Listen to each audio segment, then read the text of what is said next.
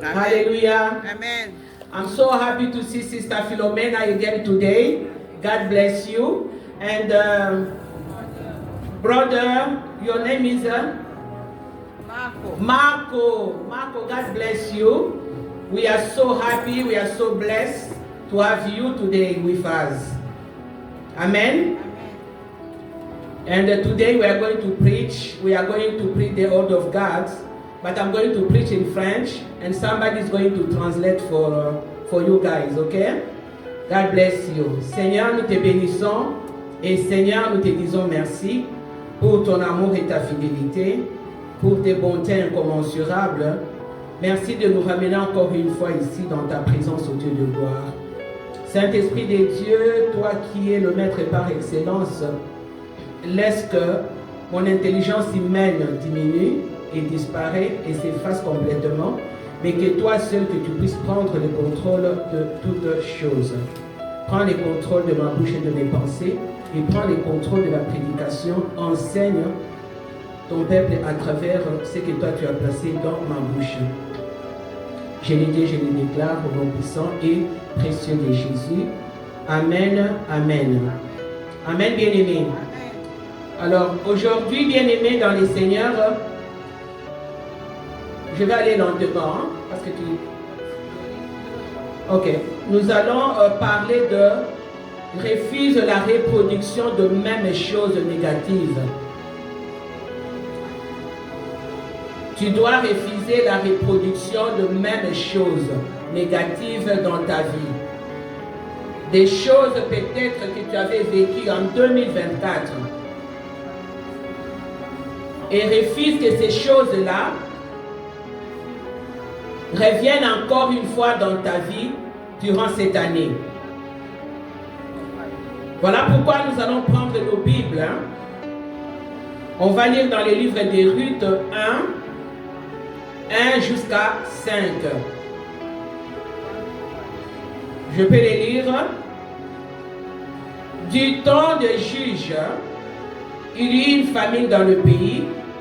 Un homme de Bethléem, de Juda, partit avec sa femme et ses 2 fils pour faire un séjour dans le pays de Moab. Le nom de cet homme était Elimelech, celui de sa femme Naomi, et ses 2 fils s'appelaient Machlon et Kiljan. Ils étaient Éphrasiens de Bethléem de Juda. Arrivés au pays de Moab, ils y fixèrent leur demeure. Elimelech, mari de Naomi, mourut, et elle resta avec ses 2 fils. Ils prirent 2 femmes moabites, dont l'une s'est nommée Orpa et l'autre Ruth. Et ils habitèrent là environ 10 ans. Amen. Machlon et Kiljan moururent aussi tous les 2, et Naomi resta privée de ses 2 fils et de son mari. Amen, bien-aimés. Ici, on nous parle de l'histoire de Ruth, n'est-ce pas? On ne va pas vraiment entrer en profondeur de Ruth ni d'Elimelech. Mais vous allez comprendre où je vais en venir avec ma prédication ce soir.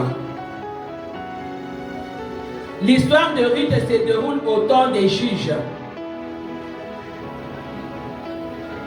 Les temps des juges, c'était les temps des troubles,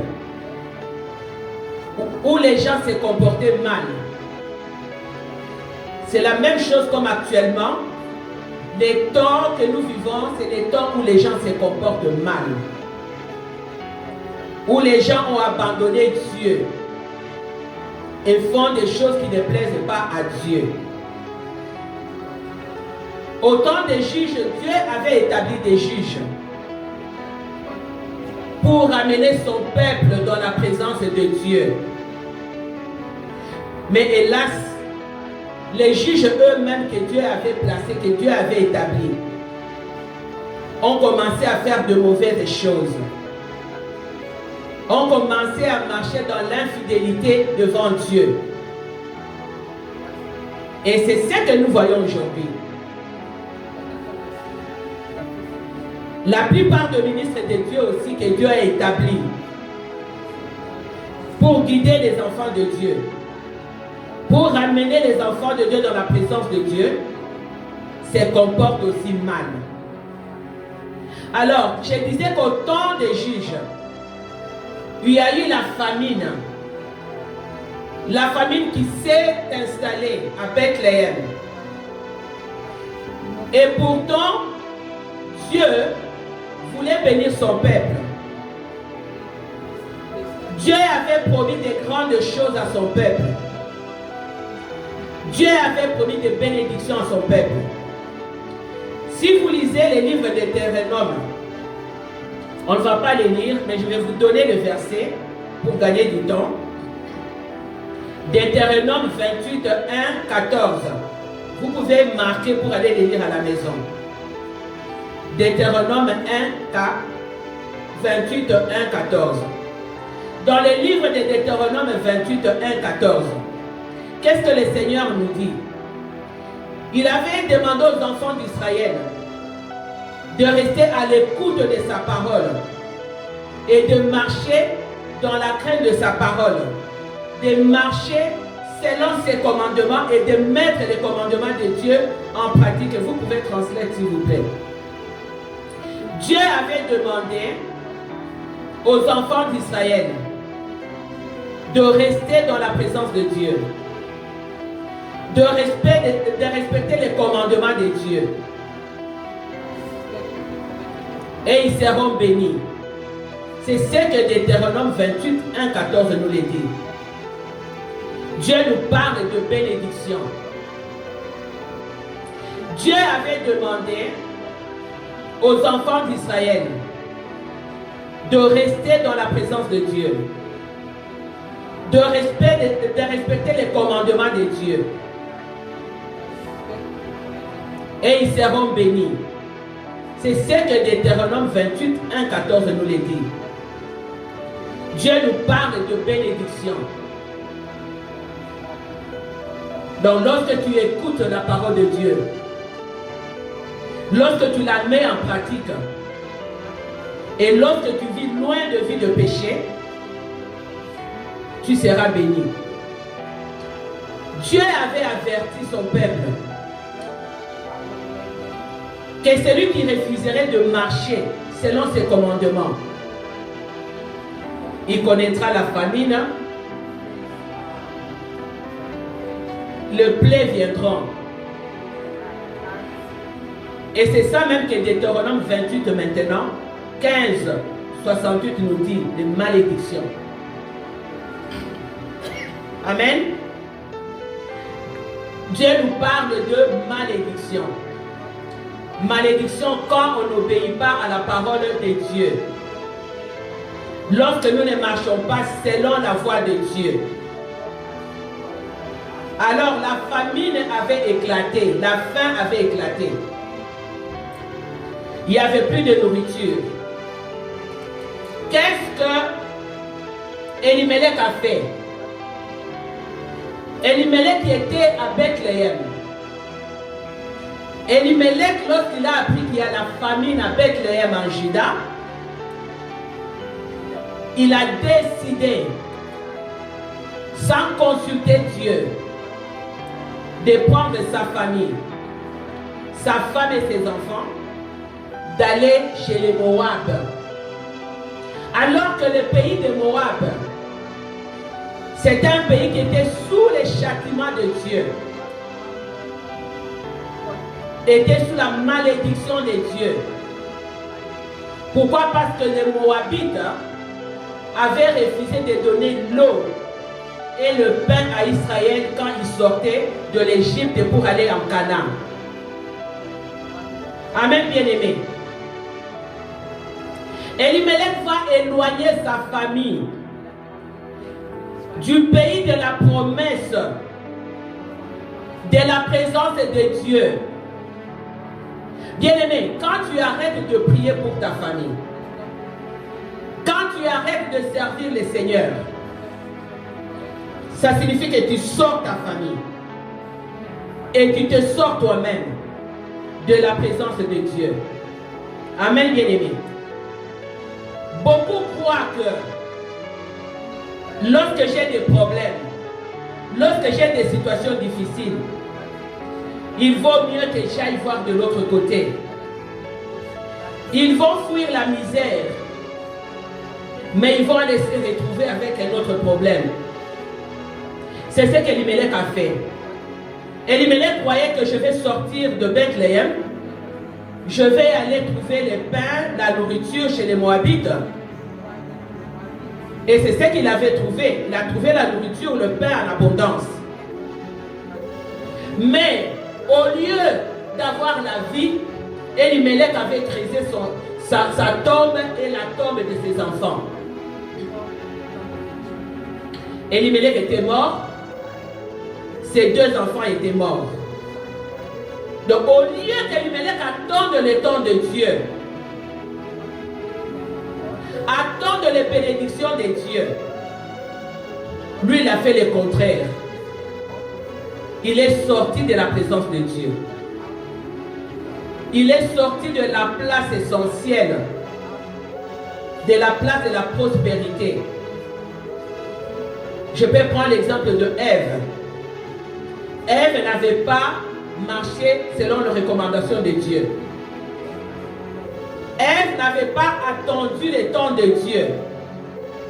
Mais il a écouté ce que l'ennemi l'avait soufflé. Ève avait quitté les lieux où Dieu l'avait placé. Les lieux de la promesse. Les lieux de la présence de Dieu. Bien-aimé, laisse-moi te dire, même durant les temps difficiles, même si les circonstances de ta vie sont difficiles, même si la peine et la douleur dans ta vie durent, ne va pas ailleurs. Ne fais pas comme Elimelech. Tourne ton regard vers le Seigneur. Tourne ton regard vers les frontières spirituelles. Et reste dans la présence de Dieu. Et Dieu viendra à ton secours. Amen, bien-aimé. Elimelech devait normalement se souvenir que lorsque j'ai un problème, ma résolution, ma solution, c'est dans la présence de Dieu. Même si ma situation est difficile, même si j'ai vis dans le célibat, même si je n'ai pas la nourriture, même si je n'ai pas de maison où mettre la tête, mais l'Éternel est mon berger. L'Éternel est mon rocher. L'Éternel est mon refuge. Elimelech devait penser à Josué. Josué 24:15, vous pouvez l'écrire pour le lire à la maison. Josué a dit ceci, bien-aimé. Dans les temps difficiles, Josué a déclaré que moi et ma maison, nous servirons l'Éternel. Nous resterons dans la présence de Dieu. Si j'ai vis dans le célibat, même si je n'ai pas la nourriture, même si je n'ai pas de maison où mettre la tête, mais l'Éternel est mon berger. L'Éternel est mon rocher. L'Éternel est mon refuge. Elimelech devait penser à Josué. Josué 24:15, vous pouvez l'écrire pour le lire à la maison. Josué a dit ceci, bien-aimé. Dans les temps difficiles, Josué a déclaré que moi et ma maison, nous servirons l'Éternel. Nous resterons dans la présence de Dieu.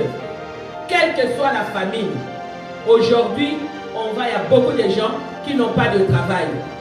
Beaucoup de gens qui n'ont rien. Qui n'ont pas de maison. Qui n'ont même pas l'argent pour payer les loyers. Mais lorsque tu restes dans la présence de Dieu, bien-aimé, Dieu va te rémunérer. Dieu va te donner ce que ton cœur désire. On va lire dans le livre des Proverbes 14. Quelqu'un peut lire 14 et 12. 14 et 12. Are you okay, brother? 14 et 12. Amen. 14 et 12. Quelqu'un peut les lire? Proverbe 14, 12.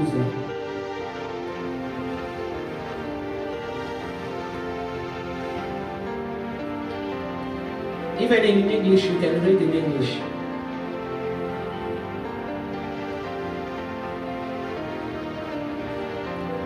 Proverbe 12, 14, 12.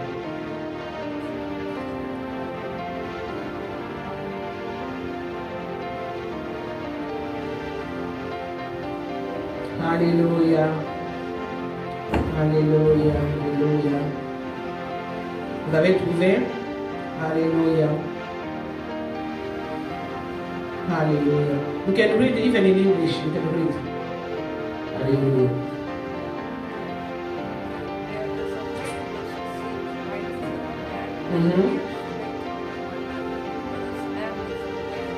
Amen. La Bible nous dit ceci que telle voie paraît droite à un homme. Amen. Mais son issue, c'est la voie de la mort. Amen, bien-aimé. Telle voie, c'est ce que Elimelech a cru, n'est-ce pas?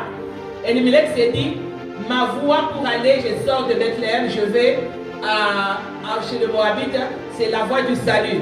Et pourtant, c'est la voie qui l'a mené à la mort. La voie qui a mené sa famille aussi à la mort. Donc, il n'y a que les voies de Dieu qui sont des voies qui amènent au salut, qui amènent à la vie. Et si nous lisons encore toujours dans Proverbe 16, 25. Proverbe 16, 25. 16, 25.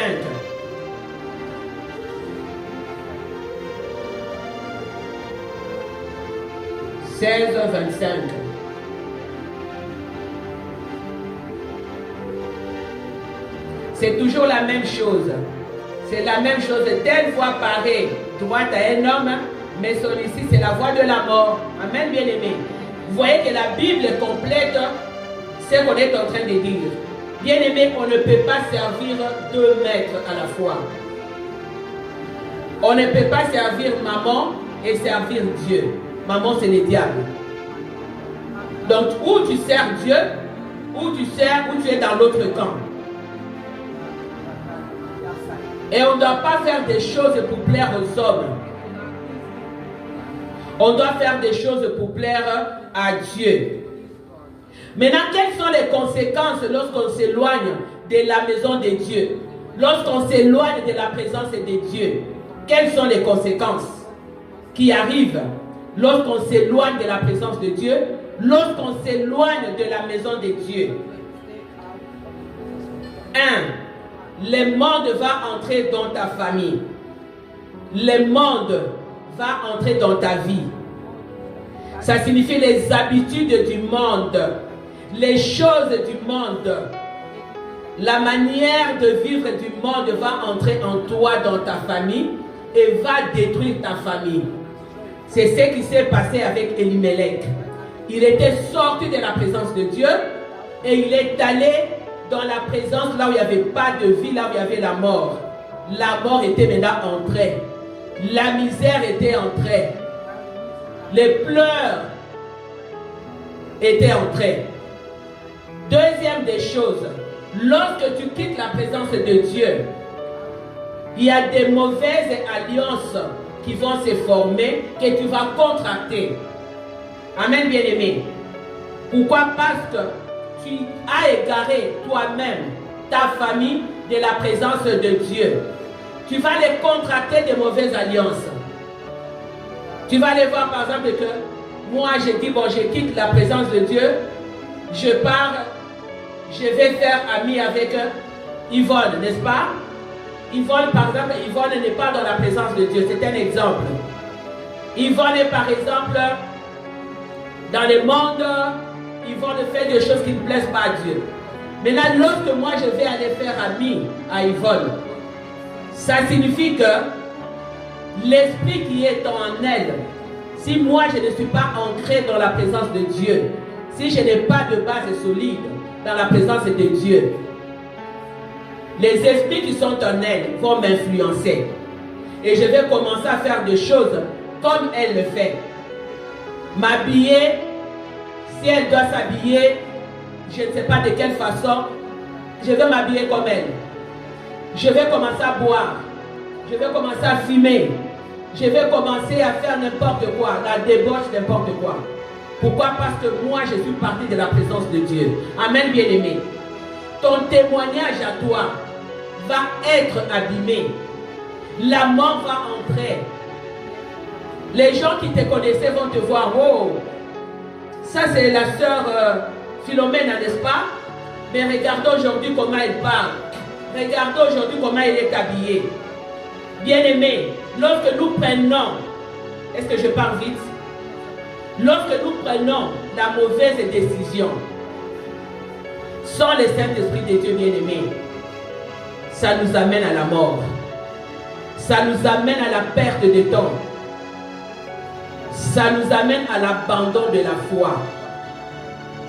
Mais Dieu, dans sa grâce bien-aimée, permet souvent qu'on passe des épreuves. Permet souvent qu'on passe de problèmes. Pour que ces événements-là, ces épreuves-là nous amènent dans la présence de Dieu et nous fassent sortir des erreurs et du mensonge du diable. Amen, bien-aimé. Je vais terminer ici mon histoire, ma prédication, avec l'histoire de la sœur Anne dans la Bible. Nous connaissons tous la sœur Anne dans la Bible. Anne, qui était la rivale de Pénina. Anne n'a pas voulu, quand elle a vu que Pénina était en train de la morceler, Anne a décidé de sortir de la présence de Pénina.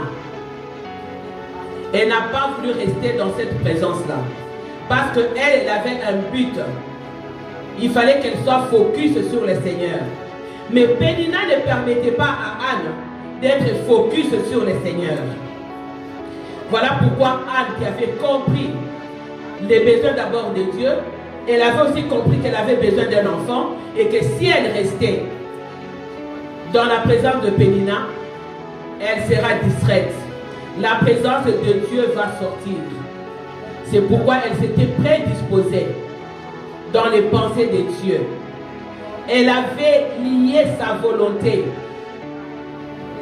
à la volonté de Dieu.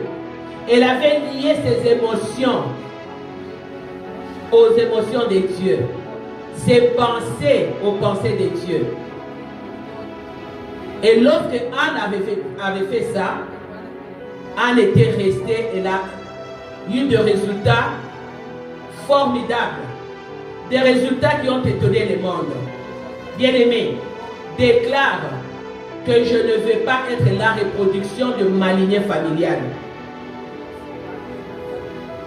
Là où il y avait la mort précoce, je ne veux pas connaître la mort précoce.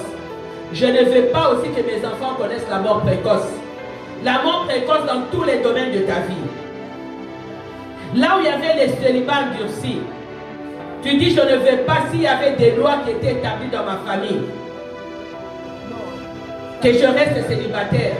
Je vais sortir de ces lois-là. Je vais sortir de ces célibats. Elimelech, ce n'est pas parce qu'il était un Israélien, mais il y avait des lois aussi dans sa famille. Et ce sont ces lois-là qui l'ont sorti de la présence de Dieu, qui l'ont amené chez les Moabites où il a connu la mort. Le monde des ténèbres, bien-aimé, reproduit tout simplement ce qui a été décidé dans le monde des ténèbres. Ce qui a été décidé dans le monde des ténèbres.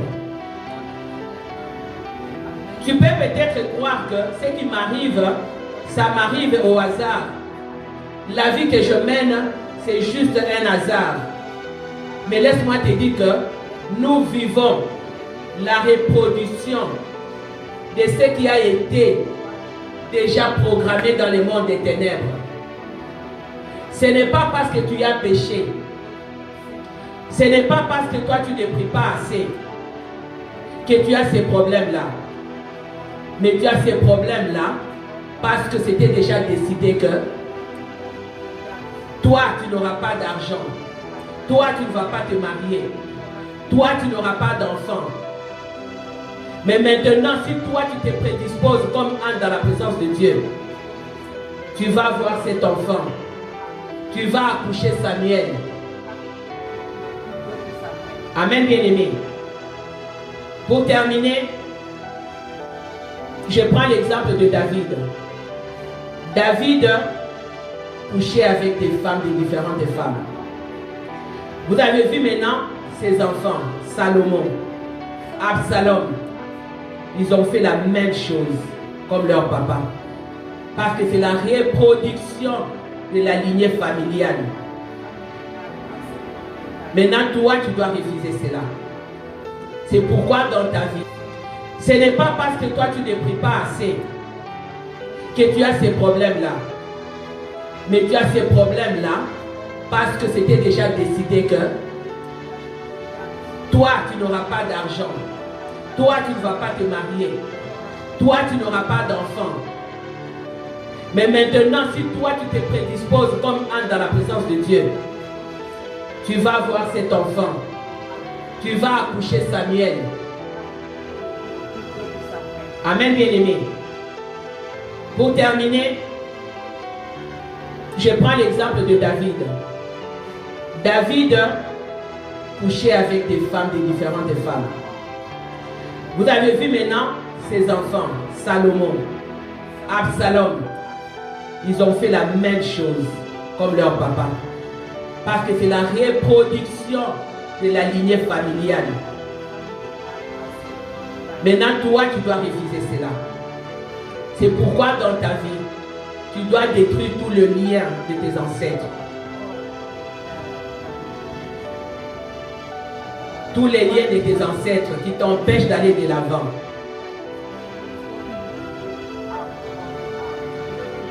Les liens de ta famille. Toutes les puissances qui reproduisent le mal, qui reproduisent les douleurs dans ta vie. Amen. Que le Seigneur vous bénisse. Normalement, je ne prêche pas comme ça. Je prêchais tellement lentement. J'ai l'habitude de prêcher, de partir. Mais là, il fallait vraiment que j'aille lentement pour faire comprendre. Mais vraiment que le Seigneur vous bénisse pour votre patience. Amen. God bless you, Marco. Bless you for your patience. Amen. Que le Seigneur vous bénisse. Alléluia. Ma soeur Yvonne. Alléluia.